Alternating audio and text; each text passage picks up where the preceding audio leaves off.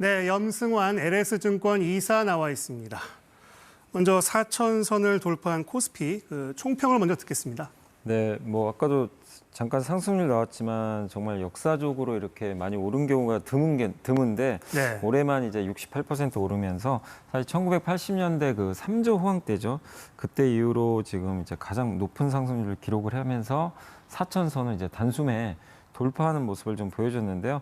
일단 이제 여러 가지 이유들은 있겠지만 좀 구조적으로 지금 반도체 업황이 좀 워낙 좋은 상태에서 네. 또 이재명 정부의 정책도 지금 일단 코스피 증시에 좀 상당히 우호적인 정책들이 계속 나와주고 있고 거기에 이제 전 세계적인 돈풀기 현상이죠. 좀 미국도 그렇고 유럽도 그렇고 많은 국가들이 이제 재정 지출을 하고 있는데 이렇게 되면 화폐 가치가 자꾸 떨어지게 되거든요. 네. 그래서 결국 이렇게 되면 자산 가치가 또 반대로 오르는 현상들이 이게 이제 교집합으로 다 세 가지가 어우러지면서 코스피 4천을 좀 생각보다 빠르게 이렇게 돌파를 했고 어쨌든 그동안 좀 한국 증시가 흔히 이제 코리아 디스카운트라는 얘기를 많이 들으셨을 텐데 이 코리아 디스카운트가 해소가 되면서 이 재평가받는 그런 원년이 됐다. 그게 바로 4,000포인트의 좀 의미가 아니겠나라고 말씀을 좀 드리겠습니다. 네. 하지만 너무 빨리 오르다 보니까 단기 과열을 우려하는 목소리도 있습니다. 어떻게 보세요? 네, 맞습니다. 근데 이제 좀 주가 부담은 분명히 있는 것 같아요. 주가가 이제 아까 말씀드린 대로 워낙 1년 사이에 거의 70%나 올랐기 때문에 단기적인 주가 상승 부담은 분명히 존재하는 건 사실이지만 그러나 좀 과열로 보기는 아직은 좀 이르다고 생각하고 있는 게 네. 보통 이제 우리가 과열로 좀 나타내는 신호들이 몇 개 있는데 개인 투자들이 이제 빚을 내서 하는 그 신용 잔고죠. 신용 매매인데 네. 이게 물론 최근에 늘고는 있지만 지금 예탁금 대비해서 예탁금이 한 80조 원 정도 되는데 이거 대비해서 지금 신용 잔고가 한 24조 원 가까이 되거든요. 비율을 따지면 한 30% 정도 되는 걸로 알고 있습니다. 근데 보통 예전에 이게 과열권일 때 35%, 40% 사이로 왔다 갔다 했기 때문에 네. 아직은 그렇게 과열로 보기 좀 어렵고 보통 또 특징 중에 하나가 신규 상장하는 기업들이 되게 많아집니다. 시장이 좋다 보니까.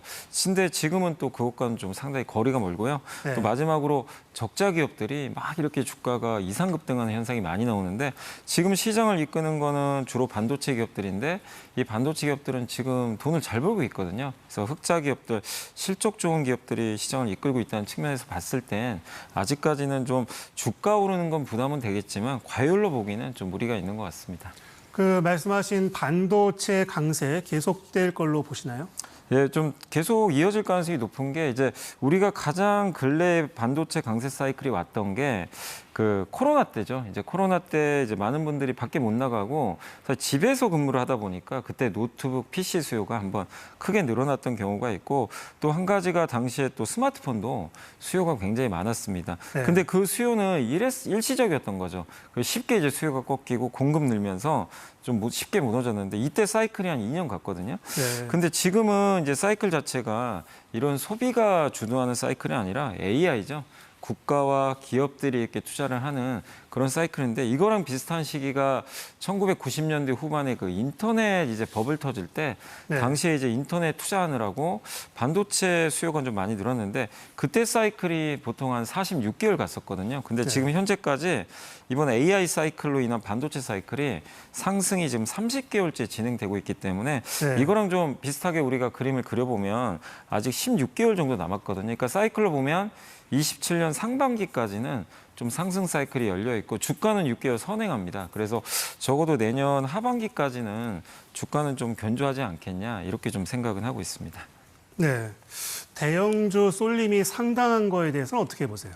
네, 이게 얼마 전까지는 굉장히 쏠렸거든요. 근데 지난주부터 조금 쏠림은 완화되고 있습니다. 그러니까 네. 뭐냐면 정말 삼성전자, SK 하이닉스만 질주를 했어요. 근데 지난주부터는 뭐 현대차도 조금씩 움직이고 그다음에 LG에너지 솔루션 같은 이제 2차 전지도 이제 급등을 하기 시작을 했고 특히 이제 오늘 같은 경우는 좀 부진했던 코스닥의 바이오 기업들까지도 급등하고 있기 때문에 네. 그동안 이제 반도체 쏠림이 좀 심해서 그게 좀 걱정이었지만 지금 4천을 넘어가는 시점에서는 이게 확산이 되고 있다. 그렇기 때문에 쏠림 현상은 좀 조금씩이나마 좀 완화되고 있기 때문에 쏠림에 대해서는 좀 지금은 조금 이제 우려감은 좀 낮춰도 되지 않을까라고 생각을 하고 있습니다. 네. 그래서 뭐 이제 5,000P에 대한 기대도 상당히 커지고 있어요. 그러면 이제 5,000P 도달을 위한 선결 조건은 뭐라고 보세요? 네, 아까도 말씀드린 그런 조건들 있죠. 전 세계가 돈을 풀고 그다음에 정부의 어쨌든 이제 코스피 5천에 대한 의지 이런 것들이 꺾이면 안 되겠죠.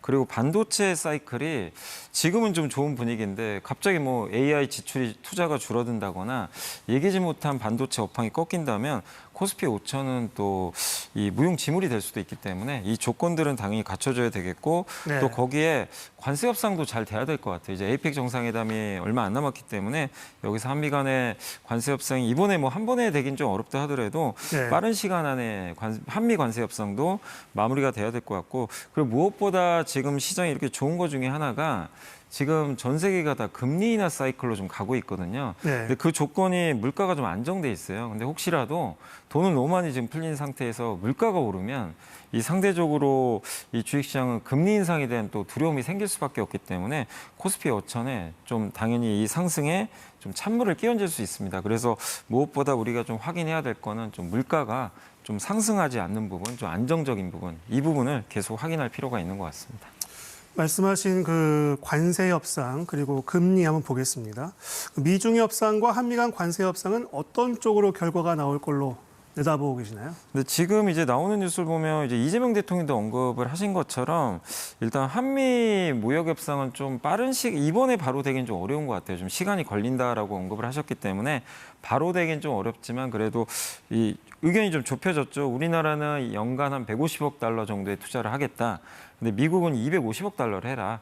약간 이제 많이 좁혀졌기 때문에 근시일 내로 좀 이게 어느 정도 합의는 좀 가능하지 않겠냐. 다만 에이펙에서 합의가 될 것 같지는 않고요. 다만 이제 미중 정상회담은 합의가 거의 임박한 것 같습니다. 이 스콧 베센트 미국 그 재무장관이 네. 허리펑 이제 중국 부총리 만나서 희토류 이제 수출 금지하는 부분에 대해서 1년 유예하겠다. 그리고 미국이 11월 1일부터 중국에 100% 추가 관세하는 부분에 대해서 이것도 좀 연기하겠다. 네. 이런 쪽으로 좀 합의가 됐다라고 얘기를 직접 먼저 해버렸죠. 그래서 네. 이제 트럼프 대통령과 시진핑 주석이 이제 도장 찍는 일만 남았다라는 네. 이제 뉘앙스를 얘기를 했기 때문에 아마 미중 무역 협상은 어느 정도 이제 이게 틀은 좀 잡힌 것 같아요. 그래서 네. 미중 무역 협상은 될 것 같고 한미 무역 협상은 조금은 더 시간이 좀 걸릴 것 같습니다. 네, 그리고 이번 주에 미국 중앙은행의 기준금리 결정이 있죠. 이 금리 결정이 증시에 어떤 영향을 미칠까요? 네, 금리가 지금 인하되고 있기 때문에 이 사이클이기 때문에 시장이 상당히 좋은 부분인데 일단 이제 그 이번 10월에 이제 내일 모레죠. 미국 FOMC에서 아마 금리는 인하될 확률이 거의 지금 90% 후반이기 때문에 된다고 네. 보시면 좋겠고 지금 시장의 분위기가 좀 바뀌었던 게 12월에도 FOMC가 한 번 더 열리거든요. 네. 근데 그때는 금리 동결 예상이 많았는데 지난주 금요일 날 미국의 물가가 예상보다 낮게 나왔습니다. 그러다 네. 보니까 미국의 주요 투자 은행들은 12월에도 금리를 연속해서 인하할 것 같다. 네. 이런 전망들이 나오고 있기 때문에 지금 상황에서는 금리는 계속 좀 인하 사이클로 갈 것 같고 이 부분은 글로벌 증시에는 상당히 좀 긍정적으로 작용을 할 거라고 보고 있습니다. 네, 그럼 하나만 더 여쭤볼게요. 그럼 앞서 말씀하셨지만 코스피가 앞으로 단기적으로 또 장기적으로 어떤 흐름을 보일 걸로 내다보시나요? 근데 이제 계속 오를 수는 없거든요. 중간중간 이제 숨고르긴 할 거기 때문에 지금 4천을 올라와서 좀 뭐 많은 분들이 뭐